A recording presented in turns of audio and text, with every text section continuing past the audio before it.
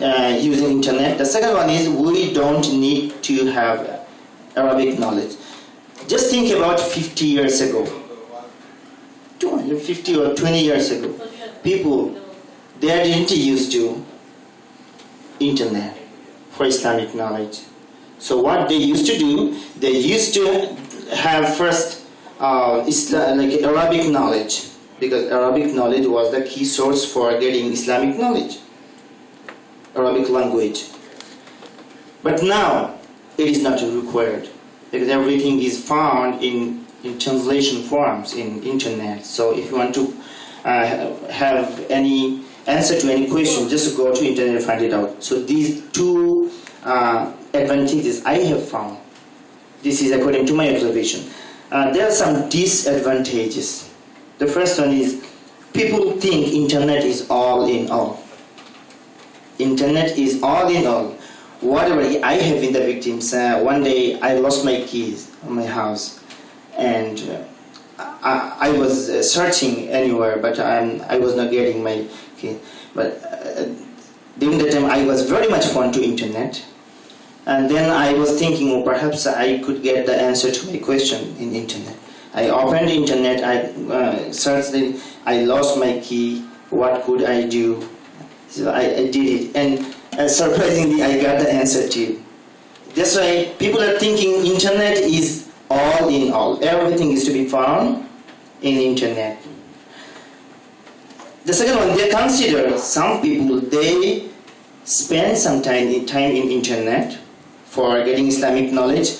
They search some topics, and finally they claim that I have done my research work. Very important to remember. Some people, they go to internet and they spend some time here, some hours, and finally they did something and say that I have done my research work. Research work is not so easy. It's tough.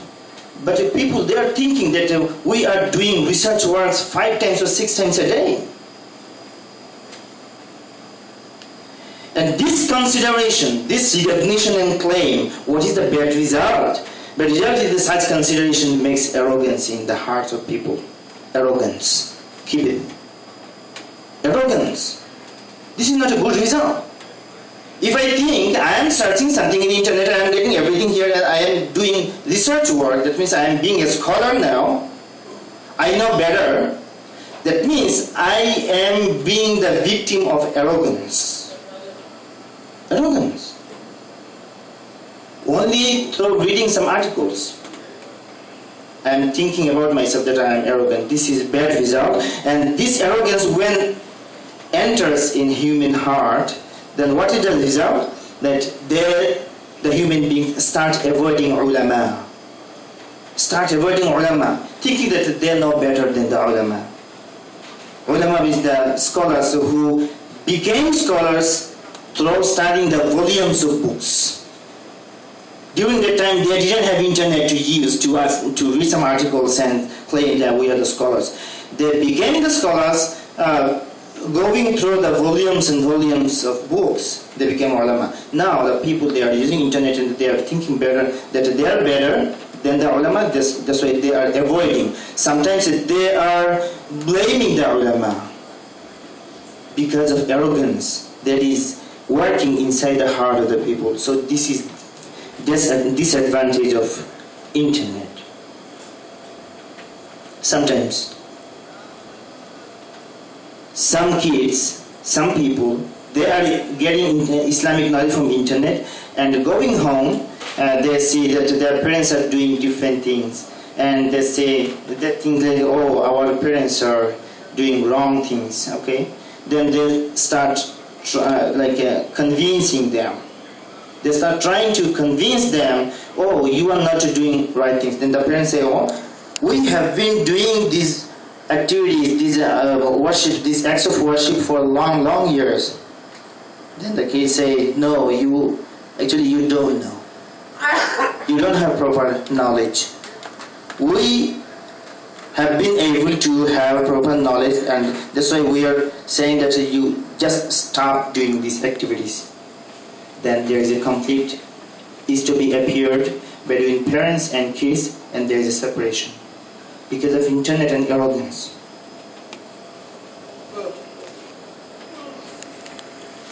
So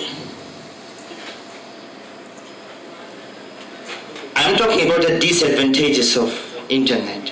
Disadvantages include the present generation of people.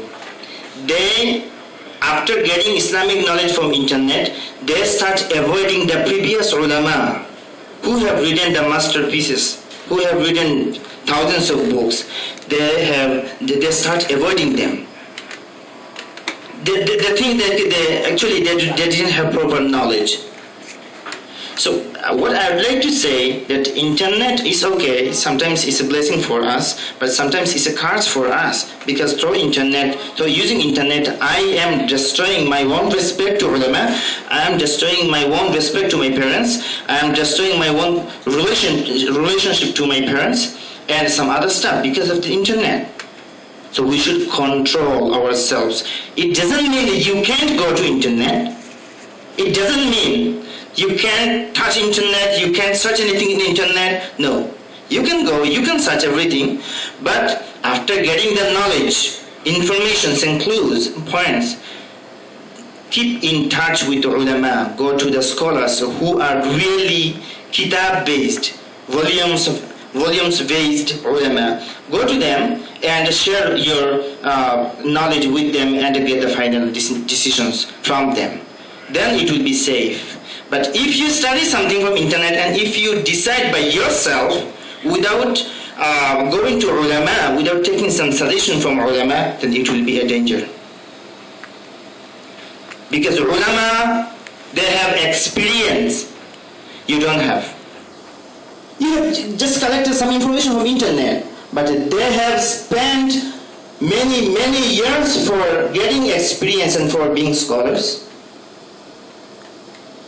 So, okay, it is allowed to go to internet to collect a lot of information, but we shouldn't forget about our own ulama, the scholars who are really kitab-based ulama. We should go to them and we should have some suggestion from them. I have a special observation about internet. I think internet is a big market. Internet is a big market. It contains everything fake and real. Nobody can say that everything in a market is real. Nobody can say. A market has possibility of good things and bad things too. And there is a strong possibility of fraud and deception. So this is my observation, that the internet is a big market. Is a big market containing everything. Okay, so, and the discussion of every article in internet in English. Sometimes I found some articles in Arabic too, but there are some references mentioned at the end of the articles in Arabic and in English too. I have been searching some special topics in the internet and I found some references at the end of the topic.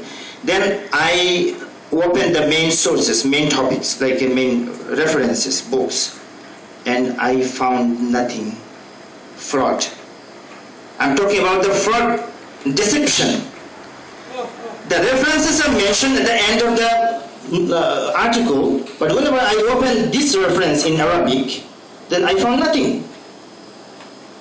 Now just imagine, if you don't know Arabic, if you know only English, and if you read some articles in internet, and if you be overconfident over the articles, and if you think that I have got the right things, then this is your wrong idea. This man can be successful who has both knowledge, English and Arabic. So after getting this knowledge, whenever he or she will find some references, and he or she will be able to open the main reference, main kitabs, and to try to find out whether it is real or fake. Then this person will be able to be successful in getting knowledge. Otherwise, English, if I think that, oh, I know English better, and as everything is mentioned in English, so it's easy communication for me to have Islamic knowledge easily, is a wrong idea.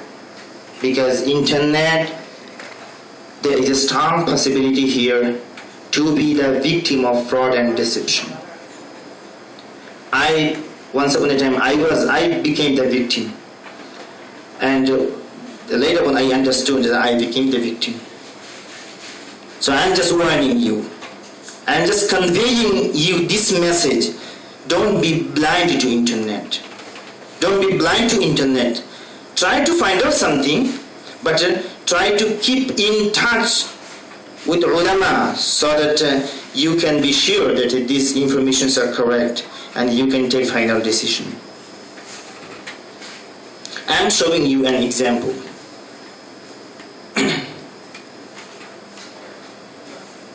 Suppose if somebody wants to buy some golds. What time is it? 7. What time is the morning? 7? 7:24. Okay. Within a very short time, I'll let you. Inshallah, I will finish. I'm praying to Allah Subhanahu wa Taala so that you can understand my topic and my talk. I'm trying to convey you this message. The internet is good and bad for us. So, as there is a strong possibility of fraud and deception, so we should not be blind to internet. blind. We should not be blind. So I'm talking about the example. If somebody wants to buy some golds from a market, then he actually didn't go anymore before to the market, and he doesn't know the quality, which one is good and which one is bad. He doesn't know anything. But he wants to buy some golds from a market. Now, a market, we know that in a market regarding the business of gold, there is strong possibility of fraud and deception. Now, this person who doesn't know the quality, good quality and bad quality, which one is good and which one is bad, doesn't know, but he wants to buy some golds, and if he decides, then I will go to the market alone, without any companionship. I myself will buy the golds from the market. Why? Because I know English, and this market, the language, as I know English better, so it's easy for me to make a communication, because easily I will be able to communicate with the seller, because his language is English and I know English better, so no problem. So based on English language, if anyone goes to market for buying some golds, then nobody will guarantee you that you will not be the victim of fraud and deception. Nobody will guarantee you. You may be the victim, and later on, immediately perhaps you might not be able to understand that you were wrong, but later on you will be understanding, oh, I was wrong, but there was no solution during the time to be found. Similarly, in internet, for getting Islamic knowledge, if I think that I know English better and everything is mentioned in translation forms in English, so it's easy for me. I don't need any help. I don't need any help. I will go to internet by myself and I will try to collect the Islamic knowledge from here. Then I might be fallen into the danger. I might be the victim. Because internet, lot of frauds and deception, you can imagine. Only he will be able to understand who has Arabic knowledge, who is able to go back to the main sources and masterpieces and open the masterpieces and chapters. Or is there any point mentioned in internet in the article? Yes or no or yes. Only somebody can understand what is real and what is fake if he or she has Arabic knowledge. Or if he is in contact or she is in contact with some ulama, then he will go to the ulama and say, that Shaykh, I have got some information regarding this topic from internet. What do you think about it? Is it real or is it fake? Is there anything to discuss about it? And if you go to Shaykh, and the Shaykh will discuss everything about you. Oh yes, what you collected, these references are not authentic or something else. You will get a proper idea from your Shaykh, from a scholar who is kitab-based ulama, not internet-based ulama. Okay? Internet-based ulama is not a real ulama. So my request is, within a very short time, inshallah, I will let you finish. Well, my request is, please seek knowledge, Islamic knowledge, because there is no alternative way of Islamic knowledge for being successful in this dunya and for in akhirah. Go to internet, use some articles, and after getting Islamic knowledge, go to some shaykh who are real shaykh, and just share what you know, what you gain from internet with them, and try to have some good suggestion from them. Inshallah, we will the true guidance of Islam. Remember, the ayah is mentioned on the top. This is from Surah Al-Kahf. This is a dua of Ashabul Kahf, very few people, but they fight for true guidance. They sacrifice their time, their life, their everything for true guidance. And our inspiration, the source of inspiration is Ashabul Kahf, those very few people who are the signs and symbols of spirituality. And the true spirituality comes from Islamic knowledge. So we are the young people who are here. We should have spirituality. We should follow Ashabul Kahf. Everything is mentioned in Surah Al-Kahf. Just try to read the translation. And inshallah, we will discuss every month a selected topic, inshallah. Just try to come and try to gather together under the flag of true guidance of Islam. Inshallah, Allah subhanahu wa ta'ala will help us, will save us from dangers and all kinds of confusions, inshallah. Just be firm and try to have a strong resolution and determination to be under the flag, under the name true guidance of Islam. Do you agree with me or not? Yeah. May Allah give you tawfiq more and more and more. Inshallah, every month we will discuss a selected topic, inshallah, relating to the basic things of our own life, inshallah. May Allah bless every one of us, inshallah. Assalamu alaikum.